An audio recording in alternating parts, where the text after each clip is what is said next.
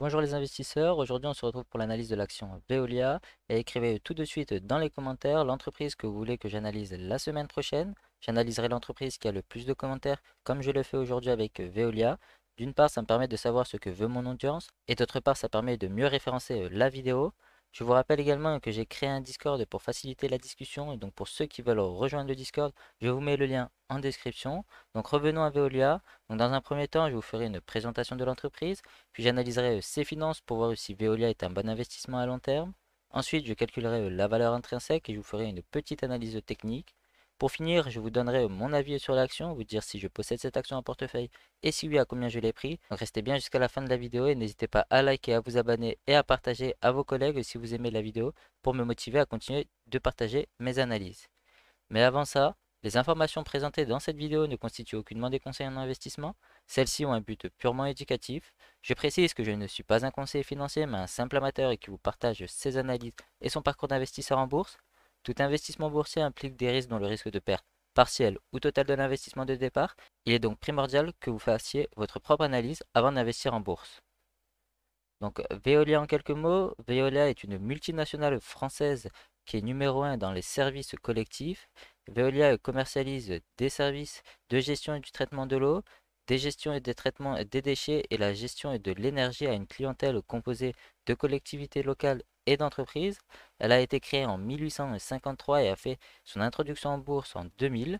Elle a comme principaux concurrents Suez et au niveau de son actionnariat, on peut voir que 6,7% est détenu par la Caisse des dépôts, 6,10% par BlackRock, 5,60% par Crédit Agricole, 5% par les salariés, 4,3% par Natixis, 3% par Vanguard, 1,80% par une autodétention, 58% par des actionnaires institutionnels et enfin 9% par des actionnaires individuels. Donc au niveau de son actionnariat, il est extrêmement diversifié, mais on peut quand même voir qu'il y a des gros fonds qui sont investis, que ce soit la Banque Crédit Agricole, Natixis, Vanguard ou encore BlackRock. Donc c'est plutôt un point pour Veolia. Ensuite, au niveau de la répartition géographique du chiffre d'affaires, on peut voir que 23% du chiffre d'affaires est fait en France, 41% en Europe hors France, 25% est dans le reste du monde et enfin 10% dans la technologie de l'eau. Étant donné que cette technologie est faite partout dans le monde, on ne pouvait pas forcément la répartir dans un continent précis. Mais ce qu'on peut voir au niveau de la répartition géographique, c'est quand même plus de 60% du chiffre d'affaires est fait en Europe. Donc pour moi, Veolia n'est pas extrêmement diversifiée dans les continents, étant donné qu'elle fait quand même plus de 60% de son chiffre d'affaires en Europe. Ensuite, au niveau de la répartition du chiffre d'affaires par activité, quant à elle, on a 42% pour le traitement de l'eau, 38% par le traitement des déchets et enfin 20% pour la gestion de l'énergie. Donc on peut voir que la majorité du chiffre d'affaires est fait par l'eau et les déchets et que l'énergie est une petite partie du chiffre d'affaires, mais dans le futur, Veolia veut augmenter cette partie de l'énergie car il y a une très forte croissance au niveau du secteur de l'énergie. Bon, avec le compte de résultat et plus particulièrement le chiffre d'affaires, donc on peut voir qu'il y a une légère croissance du chiffre d'affaires sur le long terme, mais on remarque directement que Veolia est une entreprise mature. Donc avec ce genre d'entreprise, on ne va pas chercher de la croissance forte, mais on va la prendre soit pour diversifier notre portefeuille en secteur, ici le service public, soit pour les dividendes. Donc on verra par la suite si le dividende est croissant et sécurisé, c'est-à-dire est-ce que l'entreprise peut les payer sans s'endetter. Je vous ai également mis les prévisions du chiffre d'affaires qu'on peut retrouver sur Internet. Donc on peut voir qu'il y a une forte augmentation du chiffre d'affaires entre 2021 et 2022. Cela est dû à l'acquisition de Suez par Veolia. Donc clairement, cette augmentation n'est pas due à une amélioration du business de l'entreprise, mais seulement par une grosse acquisition que Veolia a fait sur Suez. Ensuite, nous avons le résultat opérationnel qui est en croissance entre 2016 et 2019. Puis il y a eu la crise sanitaire et on remarque qu'elle n'a pas réussi encore à retrouver le résultat opérationnel avant crise sanitaire. Donc cela peut montrer une difficulté à remonter la pente après une crise. Après, nous avons le résultat net et le bénéfice net par action. Donc je vous ai mis deux courbes car les données qu'on retrouve sur Morningstar ou encore Zone Bourse sont les données en vert foncé pour le résultat net et le bénéfice par action. Et en vert clair, je vous ai mis le résultat des activités et le bénéfice par action des activités qui sont des données beaucoup plus importantes car ils sont beaucoup plus récurrents et qu'ils montrent les bénéfices nets du business. Donc on peut voir encore une fois qu'il y a une croissance avant la crise sanitaire et qu'ils n'ont toujours pas retrouvé les plus hauts. Donc à ce niveau-là, c'est encore négatif pour Veolia. Ici, je ne vous ai pas mis de taux de croissance annuel, étant donné que le bénéfice par action est revenu au même niveau qu'en 2016. Donc clairement, pour l'actionnaire, il n'a pas eu un enrichissement, étant donné que le bénéfice par action en 2016 est égal au bénéfice par action en 2021.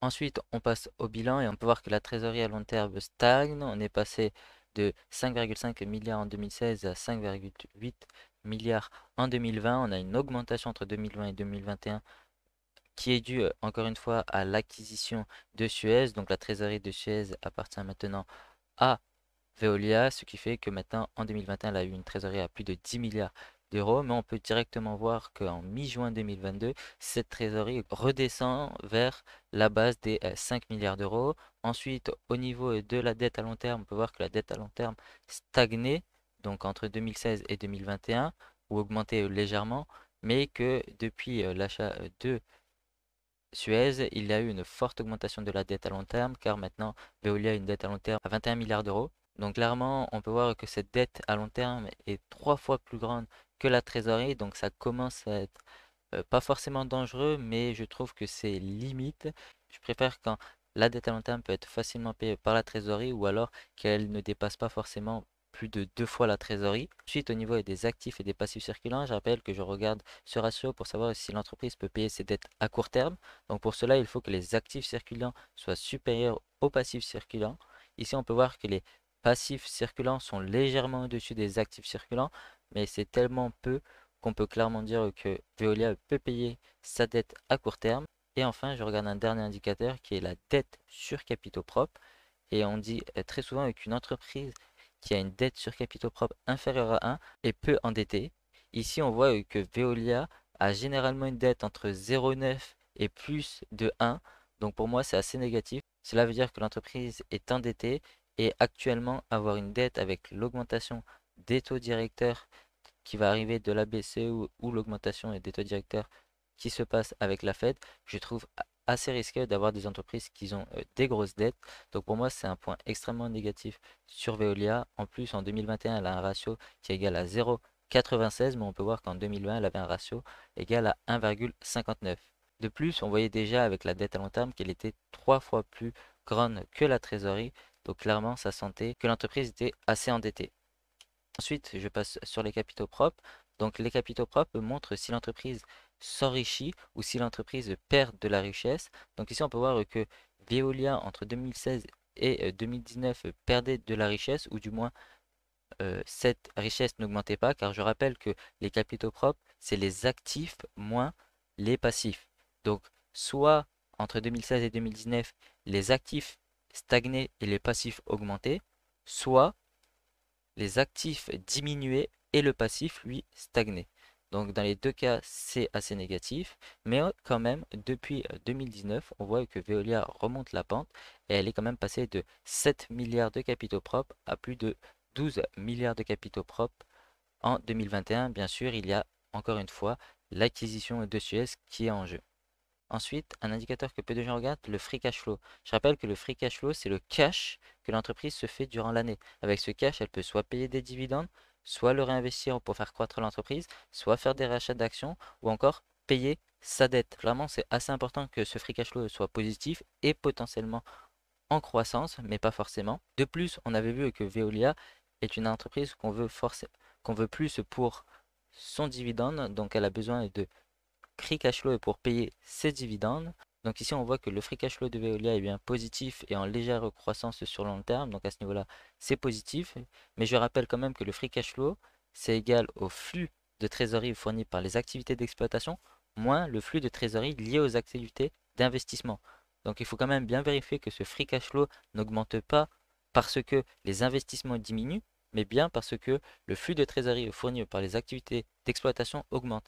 Et ici, on peut voir que le flux de trésorerie lié aux activités d'investissement ne diminue pas et même augmente d'année en année, et que le flux de trésorerie fourni par les activités d'exploitation, lui, augmente également. Donc, à ce niveau-là, je suis positif sur Veolia et j'aime bien la quantité de free cash flow qu'elle possède. Un indicateur que peu de gens regardent, c'est le nombre d'actions en circulation. Donc je rappelle que si le nombre d'actions en circulation augmente, alors cela veut dire que l'entreprise fait des augmentations de capital et c'est négatif pour les anciens actionnaires car ils sont dilués, c'est-à-dire pour un même résultat net, la part de l'actionnaire diminue, alors que si le nombre d'actions en circulation diminue, cela veut dire que l'entreprise fait des rachats d'actions et c'est plutôt positif pour les anciens actionnaires car pour un même résultat net, l'actionnaire a une part plus importante. Donc ici, on peut voir que Veolia a un nombre d'actions en circulation qui stagne depuis des années. Donc cela n'est ni positif ni négatif pour l'actionnaire. Et on préfère toujours que le nombre d'actions stagne que augmente. Donc c'est plutôt positif même si on voit qu'en 2021, le nombre d'actions en circulation a augmenté car Veolia a fait une augmentation de capital pour payer une partie de Suez. Mais je pense qu'à l'avenir, que l'entreprise va faire stagner son nombre d'actions en circulation.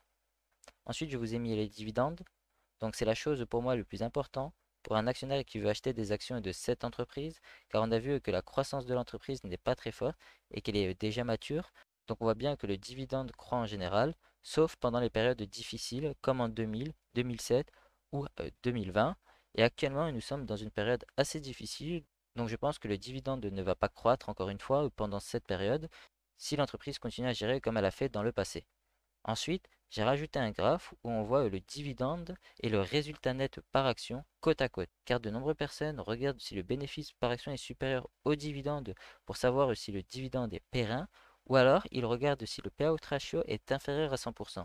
Et ici, on peut voir que le bénéfice par action est inférieur au dividende que la boîte donne, donc elle a un payout ratio supérieur à 100%, et donc clairement cela est extrêmement négatif, car cela voudrait dire que l'entreprise utilise de la trésorerie ou alors elle s'endette, en plus des bénéfices qu'elle a fait cette année pour payer des dividendes et cette stratégie n'est pas pérenne sur le long terme.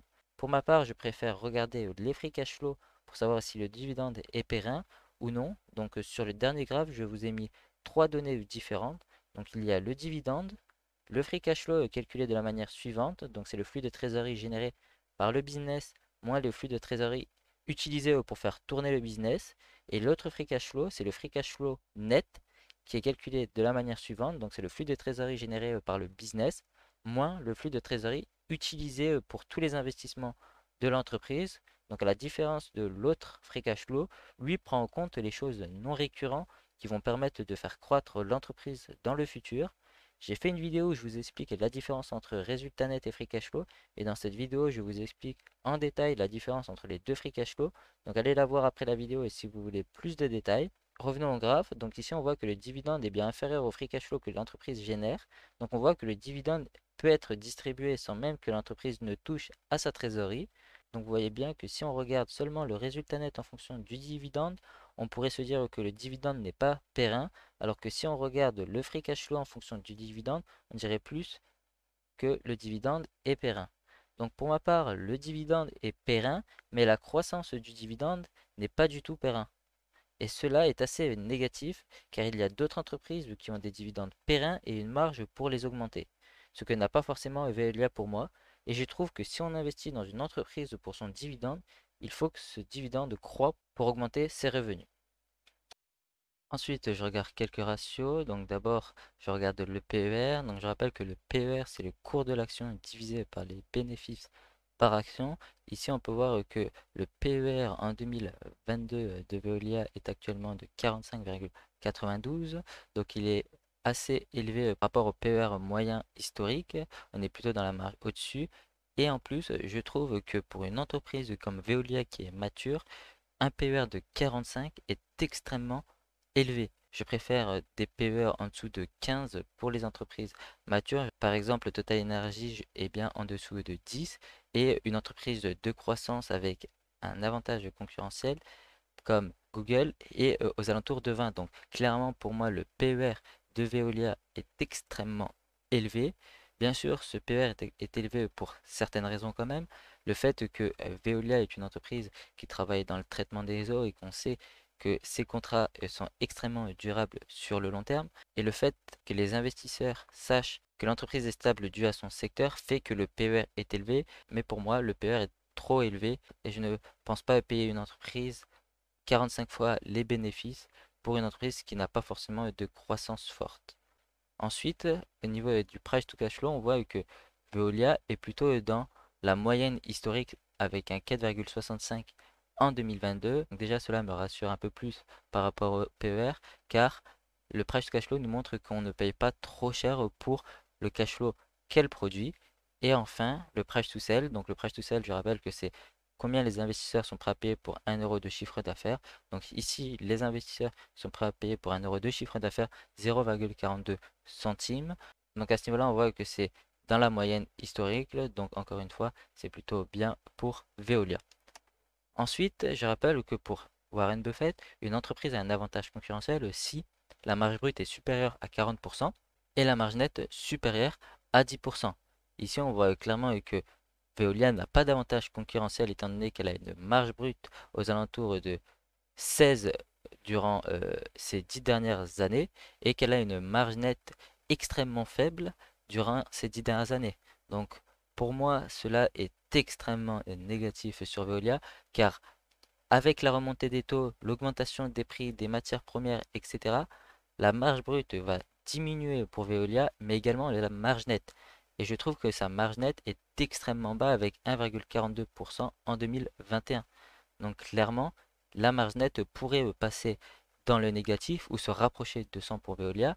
Et si cela arrive, pour les actionnaires, c'est extrêmement négatif car l'entreprise ne fera plus de bénéfices. Ensuite, au niveau de la rentabilité des investissements de Veolia, Peter Lynch nous dit qu'il faut que l'entreprise a un ROE supérieur à 13% et un ROIC supérieur à 8%. Ici, on remarque bien que Veolia ne possède pas encore ces bons critères, étant donné qu'elle a un ROE à 4,32 en 2021 et un ROIC à seulement 2,95. Donc encore une fois, cela montre la fragilité de l'entreprise et le fait qu'elle a du mal à gérer ses investissements. Ensuite, au niveau de la valeur intrinsèque, je pense que vous avez remarqué que je n'ai pas calculé de valeur intrinsèque. Donc cela est dû au fait que déjà, on a vu que les marges de l'entreprise sont extrêmement bas et potentiellement avec la crise qu'on vit, elle pourrait avoir des marges encore plus basses et potentiellement passer dans le négatif. Donc clairement, je ne voulais pas vous donner un taux de croissance annuel au pif juste pour vous dire voici la valeur intrinsèque de Veolia, mais je voulais être sincère avec vous. Et clairement, je ne pouvais pas calculer une croissance sur l'entreprise de Veolia et car elle est assez instable à mon goût. Donc le prix actuel de Veolia est de 20,71 € et je ne pouvais pas vous dire combien elle vaut actuellement étant donné que ses marges sont faibles, elle n'a pas une croissance stable. Et comme je l'ai dit en début de vidéo, si j'investirais sur Veolia, je ne chercherais pas une plus-value sur l'action, mais un dividende récurrent pour stabiliser mon portefeuille. Ensuite, au niveau de l'analyse technique de Veolia, j'ai mis une semaine égale une bougie. Donc, ce que je peux voir, c'est que Veolia a une trend à long terme comme ceci. Je vois également un support assez important à ce niveau-là,